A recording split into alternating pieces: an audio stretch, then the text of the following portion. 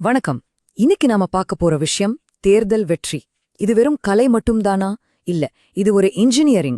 மக்கள் தீர்ப்ப ஜெயிக்கிறதுக்கும் அதுக்கப்புறம் திறமையா ஆட்சி பண்றதுக்கும் டேட்டாவை வச்சு என்ன மாதிரி நவீன அணுகுமுறைகளை பயன்படுத்துறாங்கன்னு ஆழமா பார்க்க போறோம். இது வெறும் அரசியல் இல்ல, மக்களோட தேவைகளை அறிவியல் பூர்வமா புரிஞ்சுக்கிட்டு செயல்படுறதுக்கான ஒரு வரைபடம். இந்த கேள்விதான். இதுதான் எல்லாத்துக்கும் ஆரம்ப புள்ளி. ஒரு தேர்தலை ஜெயிக்கிறதுங்கிறது உணர்ச்சிகளை தூண்டி விடுற ஒரு கலையா, இல்ல துல்லியமான தரவுகள், சரியான உத்திகள், அப்புறம் கச்சிதமான செயல்பாடு, இதெல்லாம் வச்சு கட்டமைக்கப்படுற ஒரு செயலாம்? வாங்க இதுக்கான விடைய தேடலாம். இதுக்கான பதில் எங்கேயோ தத்துவத்துல இல்ல, நம்ம கண்ணு முன்னாடியே இந்த மண்ணுல இருக்கு. அந்த இடம்தான் விழுப்புரம். இந்த மண்ணோட நாடி துடிப்ப நாம சரியா புரிஞ்சுக்கிட்டோம்னா அரசியலோட புது பரிமாணங்கள் நமக்கு புரிய வரும். வாங்க விரிவாக பார்ப்போம்.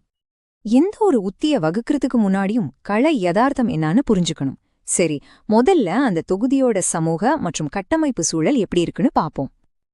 நீங்க பாக்குற இந்த நம்பர்ஸ், இது வெறும் கணக்கில்ல, இதுதான் விழுப்புரத்தோட சமூக வரைபடம். அதாவது 92% மேல இந்துக்கள், அதுல குறிப்பா 28.6% பட்டியலின மக்கள். வன்னியர் மாதிரியான சமூகங்கள் இங்க ஒரு முக்கிய பங்கு வகிக்கிறாங்க. அப்போ எந்த ஒரு அரசியல் உத்தியும் இந்த பன்முகத்தன்மையை கணக்கில் எடுத்துக்கணும். இது ஒரு சிக்கலான சமூக வலைப்பின்னல். இப்ப இத பாருங்க, இதுதான் நிஜமான வளர்ச்சி இடைவெளி. தொகுதியில இருக்கிற மொத்த சாலைகள்ல கிட்டத்தட்ட பாதி, அதாவது 48% இன்னும் மண் சாலையா தான் இருக்கு. இது வெறும் பயண கஷ்டம் மட்டும் இல்ல, இது பொருளாதாரம், கல்வி, சுகாதாரம்னு எல்லாத்தையுமே நேரடியா பாதிக்கிற ஒரு பெரிய குறைபாடு. மக்களோட அன்றாட போராட்டத்தை இந்த எண்கள் அப்படியே காத்துது. இங்க ஒரு ஆச்சரியமான விஷயம் என்னன்னா, 2016ல இருந்து 2021க்குள்ள ஓட்டு போட்டவங்களோட எண்ணிக்கை கிட்டத்தட்ட 7.5% அதிகரிச்சிருக்கு. இதுக்கு என்ன அர்த்தம்? மக்கள் அதிக விழிப்புணர்வோட இருக்காங்களா, இல்ல அவங்களோட அதிருப்தி அதிகமா இருக்கா? இந்த மாற்றத்தை நம்ம ரொம்ப கவனமா ஆய்வு செய்யணும். அடுத்த கட்டத்துக்கு போலாம். மக்களின் அதிருப்தியை எப்படி புரிஞ்சிக்கிறது? வெறும் குறைகளை கேட்கறதுக்கும் அதோட ஆணிவேரை கண்டுபிடிக்கிறதுக்கும் என்ன வித்தியாசம் பாப்போம். மக்கள் என்ன சொல்றாங்க? ரோடு சரியில்ல, பென்ஷன் சரியா வரல, ஊர்ல தொழிற்சாலையே இல்ல, மழை வந்தா ஒரே வெள்ளக்காடு. இதுதான் நம்ம கேக்குற பொதுவான புகார்கள். இத நாம மக்களின் சத்தம்னு சொல்லலாம். ஆனா இந்த சத்தத்துக்கு பின்னால ஒரு அமைதியான சமிக்ஞை இருக்கு. அது என்ன? இங்கதான் அசலான வேலை ஆரம்பிக்குது. மக்கள் சொல்ற ஒவ்வொரு புகாரையும் நாம அமைப்பு ரீதியான பிரச்சனையா மாத்தணும். உதாரணத்துக்கு, இளைஞர்களோட விரக்தியா, அதுக்கு காரணம் விவசாயத்துல ஒளிஞ்சிட்டு இருக்கிற வேலையில்லாத திண்டாட்டம். திரும்ப திரும்ப இலவசங்கள் கொடுக்கறாங்களா, அது மக்கள் கிட்ட ஒரு நலத்திட்ட சோர்வை உருவாக்குது. அவங்களுக்கு நிலையான வருமானம் தேவைப்படுது. இப்ப பாருங்க, அந்த சத்தம் ஒரு தெளிவான சமிக்ஞையா மாறிடுச்சு. ஒரு பிரச்சாரத்தோட உண்மையான பலம் என்னன்னு தெரிஞ்சுக்க VRINOன்னு ஒரு வழிமுறை இருக்கு. ஒரு வளம் மதிப்புமிக்கதா, மத்தவங்களால காப்பி அடிக்க முடியாதான்னு பாக்குறது தான் இது. இங்கதான் அரசியலமைப்பு மாண்பு ரொம்ப முக்கியம். தகவல்களை பயன்படுத்தி மக்களை பிரிக்க நினைக்காம அவங்களோட உண்மையான தேவைகளை கண்ணியத்தோட அணுகிறது ஒரு தலைவரோட உண்மையான பலம். இதுதான் தகவல் அறிந்த பொது உரையாடலுக்கு அடித்தளம். சரி, நம்ம பிரச்சனைகளெல்லாம் கண்டறிஞ்சாச்சு. இப்ப அதுக்கான உத்தி என்ன? அதுதான் சதுர்முக கோட்பாடு. சதுர்முகம்னா 4 முகம். இது ஒரு 4 முனை உத்தி. தாக்குதல், ஸ்திரத்தன்மை, புதுமை, பாதுகாப்பு, இந்த 4யும் சரிசமமா கலந்து ஒரு முழுமையான அரசியல் செய்தியை உருவாக்குறது தான் இதோட நோக்கம். முதல் டூன் சிவன். இது தாக்குதல் உத்தி. ஆனா இது தனிப்பட்ட தாக்குதல் கிடையாது.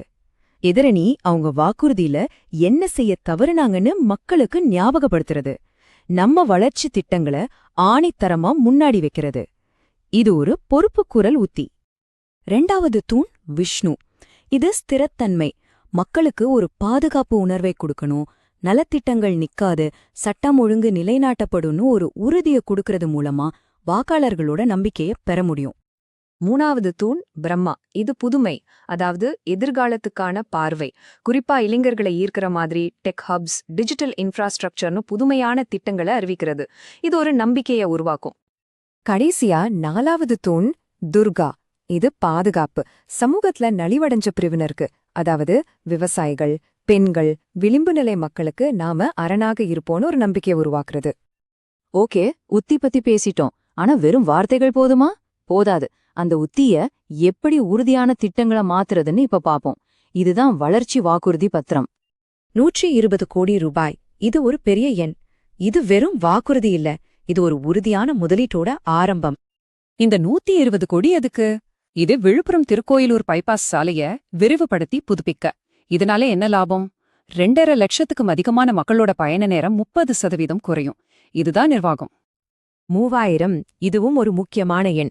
இது நாம முன்னாடி பார்த்த இளைஞர்களோட வேலையில்லா பிரச்சனைக்கு நேரடியான தீர்வு. இந்த 3000 வேலைவாய்ப்புகள் எப்படி உருவாக்கப்படும்? விழுப்புரம் வேளாண் பதப்படுத்துதல் மற்றும் திறன் மையம் மூலமா. இது ஒரு நம்பகமான பொருளாதார வளர்ச்சி திட்டம். இது இளைஞர்களோட விரக்திய நம்பிக்கையா மாத்தும். இந்த வரி ரொம்ப முக்கியம். நலத்திட்ட சோர்விலிருந்து உறுதியான வளர்ச்சிக்கான தேவைக்கு மக்கள் நகர்றாங்க. இனிமே வெறும் இலவசங்களை நம்பி மக்கள் இல்ல, அவங்க உண்மையான கண்ணுல பார்க்கக்கூடிய வளர்ச்சியை எதிர்பார்க்கறாங்க. இந்த வரைபடம் அந்த மாற்றத்தை சரியா புரிஞ்சுக்கிட்டு வடிவமைக்கப்பட்டிருக்கு. சரி, நாம கடைசி பகுதிக்கு வந்துட்டோம். இப்போ இந்த உத்தி, இந்த திட்டங்கள் எல்லாம் எப்படி கடைக்கோடி வாக்காளரையும் சென்றடையுது? இதுதான் மக்கள் தீர்ப்ப பொறியியலா மாத்திர இடம். இது ஒரு அடுக்குமுறை மாதிரி. ஒவ்வொரு சமூகத்துக்கும் என்ன தேவைன்னு தரவுகள் மூலமா தெரிஞ்சுக்கிட்டு அவங்களுக்கான செய்தியா மட்டும் கொண்டு போறது. வன்னியர் வாக்காளர்களுக்கு விவசாயம், கல்வி பத்தி பேசணும். பட்டியலின மக்களுக்கு நலத்திட்டங்கள், வேலைவாய்ப்பு, இடஒதுக்கீடு பத்தி உறுதியளிக்கணும். இஸ்லாமிய பகுதிகளில் உள்கட்டமைப்பு தேவைகளை பூர்த்தி செய்யணும். பெண்கள், இளைஞர்கள்னு ஒவ்வொருத்தருக்கும் தனித்தனி அணுகுமுறை. இப்ப இந்த செய்திகளை எல்லாம் எப்படி கொண்டு சேர்க்கிறது? அதுக்குதான் நவீன டிஜிட்டல் கருவிகள், சமூக ஊடக விளம்பரங்கள், வாட்ஸ்அப் செய்திகள், சின்ன சின்ன வீடியோக்கள். ஆனா இங்கதான் நாம ரொம்ப கவனமா இருக்கணும். மக்களோட தரவுகளை பயன்படுத்தும் போது அவங்களோட தனியுரிமைக்கு நாம முழு மரியாதை கொடுக்கணும். அவங்க சம்மதத்தோட, வெளிப்படைத்தன்மையோட செயல்படுறது ஒரு தலைவரோட தலையாய கடமை. இதுதான் இந்தியாவின் புதிய டிபிடிபி சட்டத்தோட சாராம்சமும் கூட. அப்போ அரசியல் இவ்வளவு துல்லியமா, இவ்வளவு தரவு சார்ந்து மாறும்போது அது நம்ம ஆளுகைக்கு நல்லதா கெட்டதா? இது ஒரு முக்கியமான கேள்வி. நீங்க ஒரு மக்கள் மைய தலைவராக மாறி உங்கள் தொகுதியை மேம்படுத்த விரும்பினால் blueprintstrategies.ai, mgr@blueprintstrategies.ai என்ற முகவரியிலோ அல்லது 08042041602 என்ற எண்ணிலோ தொடர்பு கொள்ளுங்கள். அரசியலுக்கு அப்பாற்பட்ட ஒரு நோக்கம்.